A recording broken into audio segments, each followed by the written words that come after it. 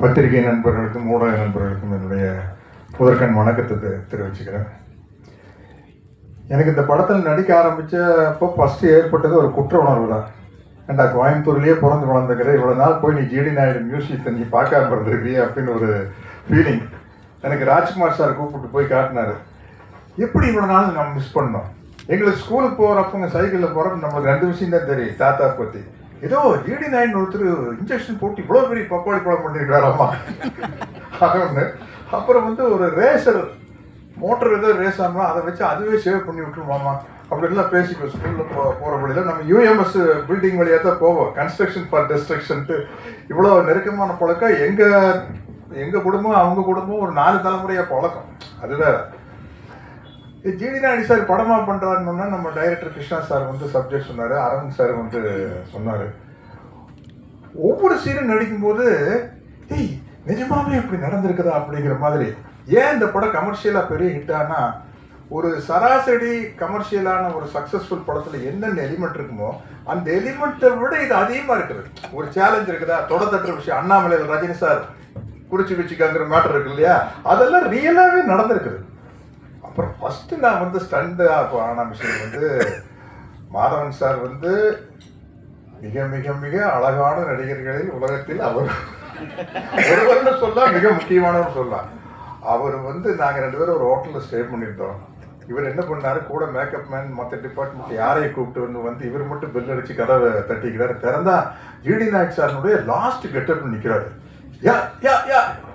மேடி என்ன இது அப்படிங்கிற மாதிரி. அது நம்ம மேக்கப் டிபார்ட்மெண்ட்டுக்கும் அதனுடைய பாராட்டுகளை சொல்லணும். அவ்வளவு டெடிக்கேட்டடா. அப்புறம் அடுத்த நாள் ஷூட்டிங் போகையில் நம்மளுக்கு உள்ளுக்குள்ள ஒரு சேலஞ்சு. ஏன்னா நம்ம கோயம்புத்தூர்காரன், கோயம்புத்தூர் ஸ்லாங் நம்மளால என்ன பண்ணுறாருன்னு பார்த்துடலாம், மேடி எப்படி பேசுறாருன்னு பார்த்துடலாம்னா கரெக்டாக ஏனுங்க நாங்கள் சொல்கிறவங்க அப்படி இதெல்லாம் நீ கேட்காமே நின்றுட்டு ஐயோ இது என்ன இந்த ஆள் விட்டால் நம்மளை விட கோயம்புத்தூர் ஸ்லாங் நல்லா பேசிட்டு வர போகிறது அப்படிங்கிற மாதிரி ஒரு எக்ஸ்பீரியன்ஸு. அப்புறம் லைனாக சொல்லிட்டு போகலாம். அரவிந்த் சார் இதுக்காக எடுத்துக்கிட்ட மெனக்கெட்ட விஷயம் பெரிய விஷயம். அரவிந்த் சாரோடைய ஒர்க்கு. ஜிடி நாயுடு சாருடைய பெருமையை சொல்லணும்னா தமிழ்நாட்டிலேயே பெரிய பாலத்துக்கு ஜிடி நாயுடு சார் பெருதை வச்சுக்கிறாங்க கோயம்புத்தூரில்.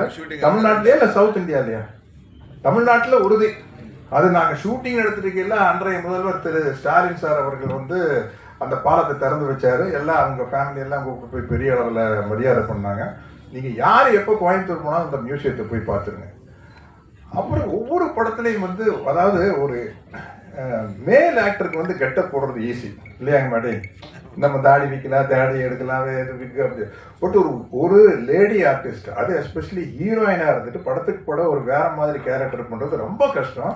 அது துஷாரா விஜயன் சூப்பராக பண்ணிட்டு இருக்காங்க. நான் முதல்ல பார்க்குறேன். இப்போ அவங்களோட இன்னொரு படம் நடிக்கிறேன். அந்த படத்துக்கு இந்த படத்துக்கு கேரக்டருக்கு சம்மந்தமே இல்லை. நீங்கள் பாருங்க, ரங்கநாயகி வேற அது வேற. ஆமாம் ஆமாம். அப்புறம் இந்த படத்தினுடைய தயாரிப்பாளர்கள் விஜய் முருகன் அவங்கெல்லாம் அதாவது பாகுபலி அடிக்கல பிரபாஸ் சொல்லுவார், அந்த ப்ரொடியூசருக்கு வேடிக்கை பட்டிருப்பாங்க. பாருங்க சார், வேற யாரோ படம் எடுக்கிற மாதிரி ஜாலியாக நிற்கிறாங்க சார். எல்லா செலவு அவ்வளோ செலவாயிட்டு இருக்குது. அவர் அந்த ப்ரொடியூசர் யாரோ படம் எடுக்கிறாங்கப்பா, அவர் ரொம்ப செலவு பண்ணியிருந்தா அப்படிங்கிற மாதிரி. அதே மாதிரி தான் இவங்க ரெண்டு பேரும் இருக்கிற சந்தோஷத்தை பார்த்தா வேற யாரோ எக்கச்சக்கமாக செலவு பண்ணி எடுத்து இவங்க ஜாலியாக வேடிக்கை போட்டு நல்லா மாட்டினாயா அப்படிங்கிற மாதிரி. ஆனால் இந்த படம் உலகம் பூரா பெரிய அளவில் ஒரு சாதனை பண்ணுங்க. ஏன்னா அவருக்கு ஜிடி நாயுடு சார் நம்ம சும்மா கோயம்புத்தூர்காரங்க, தமிழ்நாட்டுக்காரங்க, இந்தியாக்காரங்க சுருக்கவே முடியாது. அவர் எடிசன் ஆஃப் இந்தியான்னு போட்டிருக்காங்க. நம்ம எப்போதுமே வெளிநாட்டுக்காரங்களை அதிகமாக புகழ்வோம். அப்கோர்ஸ் சினிமாங்கிறது எடிசன் கண்டுபிடிச்சது தான். நான் சிகாகோவிலேருந்து நயாகரா ஃபால்ஸுக்கு போகிற வழியில் ஒரு லெஃப்ட் சைடில் ஒரு சின்ன கிராமம், அதுதான் எடிசன் பிறந்த கிராமம். போர்டு வச்சுருந்தது. எனக்கு ரொம்ப விஞ்ஞானிகளை மதிக்கணுங்கிற ஒரு எண்ணம் இருக்குது. ஒன்று அந்த கிராமத்துக்குள்ளே போனால் அவருடைய கண்டுபிடிப்புகளை எல்லாம் வச்சுக்கிறாங்க, எடிசனுடைய கண்டுபிடிப்புகள்லாம். அதை பார்த்துட்டு நம்ம ஜிடி நாயுடு சார் மியூசியத்தை ராஜ்குமார் சார் கூப்பிட்டு போய் காட்டினாரு. இது அதை தாண்டின விஷயம். உண்மையில சொல்கிறேன், நம்ம எல்லாருக்கும் ஆவரை தூக்கி விட்டுக்கலாம். அதை தாண்டின விஷயம். அதை வந்து நம்ம மேடி அவர் எடுத்து நடித்த விதம் என்ன, நிறைய ஸ்டேஜஸ் இருக்குது. ஒரு கிட்டத்தட்ட 25 வயசில் ஆரம்பிச்சிட மாட்டாரா, ஆரம்பித்து அவருடைய டெத்து வரைக்கும் போது எல்லாமே வந்து வித்தியாசமான கேரக்டர்ஸு. இந்த மாதிரி ஒரு பயோபிக்கை வந்து கிருஷ்ணா மாதிரி டைரக்டர்னால தான் அதை டிசைன் பண்ண முடியும். ரொம்ப ரொம்ப கஷ்டமான விஷயங்க. அதை சொல்லி அந்த குடும்பத்தில் அப்ரூவல் வாங்கி, எனக்கு இதில் வந்து ராமையா பிள்ளைன்னு ஒரு கேரக்டர். நான் கேரவானில் உட்காந்துருக்குறேன், என்கிட்ட அஸ்வின் வந்து சொன்னார், சார் ராமையா பிள்ளை ஃபேமிலி உங்களை பார்க்க வந்துருக்குறாங்க, அவர் பேரன் வந்திருக்காருன்னு. நான் பேரன்னா நானா நினச்சிட்டு ஒரு 10 வயசு போய் ஆஃப் பேண்ட் போட்டு நின்றுருப்பாரு அப்படின்னு. வெளியில் வந்து பார்த்தா அவரு கிட்டத்தட்ட 7 வயசாச்சு, 65 வயசு 70 வயசு இருக்கும். அவர் வந்து சார் நான் தான் ராமையா பிள்ளையுடைய பேரை அப்படின்னு, அதுதான் என்னுடைய அந்த கேரக்டர் ராமையா பிள்ளைன்னு.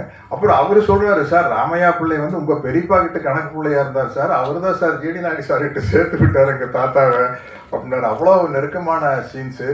இன்டர்வல் பிளேஸ்மெண்ட் சீன்லாம் தெரிச்சிடும். இந்த இடத்துல வந்து என்னுடைய நண்பர் ஜெயராம் இல்லை பின்னி பெடல் எடுத்திருக்காரு.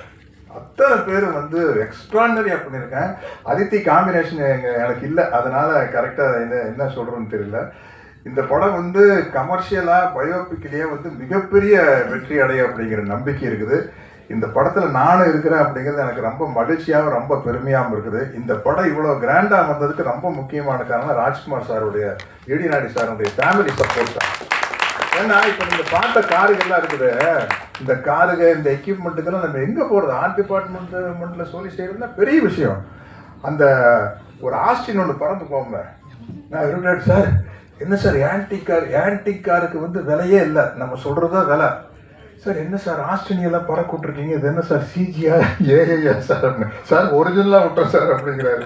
அதே மாதிரி ஜெர்மனில் அந்த பெரேடு நடக்குது. அந்த நான் கேட்ட அரவிந்த் சார் கிட்ட, சார் இது என்ன சார் சிஜியா ஏஐயா அப்படின்னா, இல்லை சார் புதுசாக ஒரு டெக்னிக் வந்து ரெண்டையும் சேர்ந்து விட்டு அதுக்கு பேர் ஹைப்ரிட் சார் அப்படின்னாரு. இப்படி பல டெக்னிக் வந்து இந்த படத்தில் புதுசாக எப்படி ஜிடி நாயுடு அவர்கள் வந்து பல புதுமையான விஷயத்தை கொண்டு வந்தாரோ, அது மாதிரி இந்த படம் வந்து பல புதுமையான விஷயங்களை கொண்டு வந்திருக்குது. இந்த படத்தை வந்து உலகமே பார்த்து வியக்க போகுது. அதுக்கு காரணம் ஜிடி நாயுடு அப்படிங்கிற அவருடைய கேரக்டரும் மேடியினுடைய எக்ஸலண்ட் பர்ஃபார்மன்ஸ் தான். அவர் லைஃப்பில் வந்து இது ஒரு மைல் ஸ்டோன்னு சொல்லலாம். ராக்கெட்ரி படம் பார்த்தேன், கொஞ்சம் சுயநலமா நம்ம ஊருக்காரர் இல்லை ஜிடி நாயுடு, கோயம்புத்தூர்காரர் போது கொஞ்சம் எக்ஸ்ட்ராவாக ரெட்டு போடுறதா. அதனால வந்து இல்லை, அவ்வளோ வெரைட்டியான சீன்ஸ் கிடைச்சு. நீங்கள் பாருங்க, ஒரு சினிமா கதை எழுதினால் கூட என்ன எழுதுவீங்க. என்னுடையும் அனைவருக்கும் என்னுடைய வாழ்த்துக்களையும் நன்றிகளையும் கூறிக்கொண்டு விடைபெறுகிறேன். வணக்கம். எல்லாருக்கும் வணக்கம். நான் தான் மனஸ்வி. ஃப்ளாஷ் சித்திரை டிவிக்கு லைக் பண்ணுங்கள், ஷேர் பண்ணுங்கள், சப்ஸ்கிரைப் பண்ணுங்கள், கமெண்ட் பண்ணுங்கள். மறக்காமல் அந்த பெல் ஐக்கானையும் கிளிக் பண்ணிடுங்க. அப்போ தான் உங்களுக்கு நோட்டிஃபிகேஷன்ஸ்லாம் வரும். Thank you all. Bye bye.